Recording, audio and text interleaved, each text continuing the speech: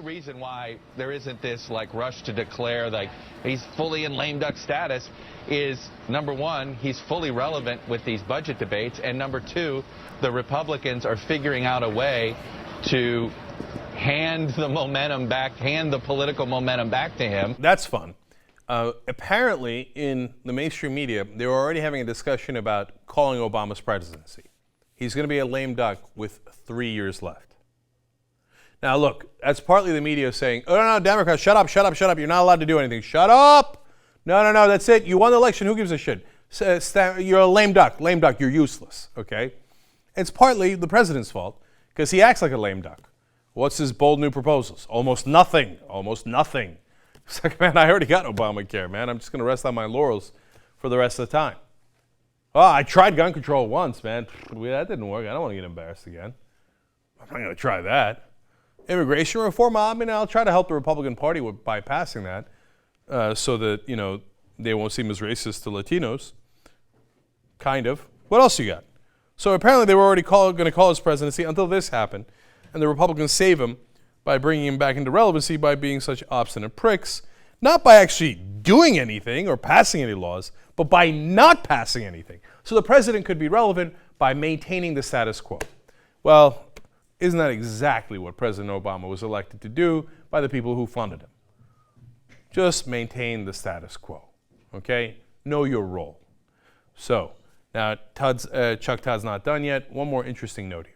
I think they would turn that around and say the cynical approach is the one being done by the Republicans. The White House says, hey, we went through this in 2011, we went through this in 2012, and they feel as if they did blink, they caved when they have to cave, and in their minds, they believe the House Republicans have never given an inch on anything, that it's always been this to-the-brink atmosphere. Isn't that amazing? Did you hear what he just said? President Obama is basically, his administration is, bragging to the press about how they caved before.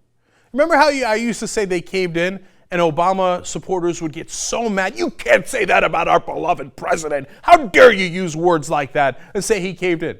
Well, guess what? Apparently, your beloved president agrees with me and is bragging about it. Remember when I caved in over and over again in my first term?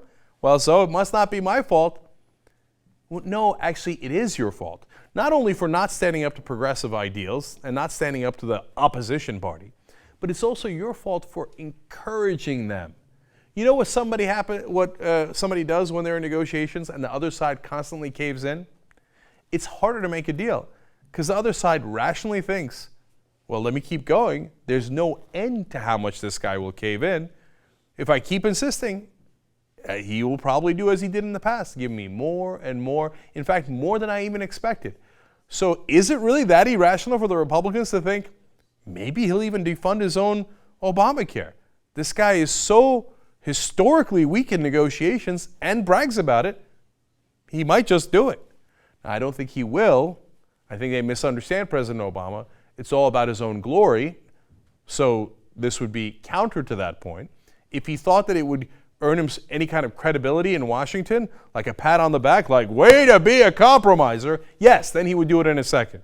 But this will, of course, have the opposite effect. So there's no way in the world President Obama is going to touch anything that would go towards his so-called accomplishments.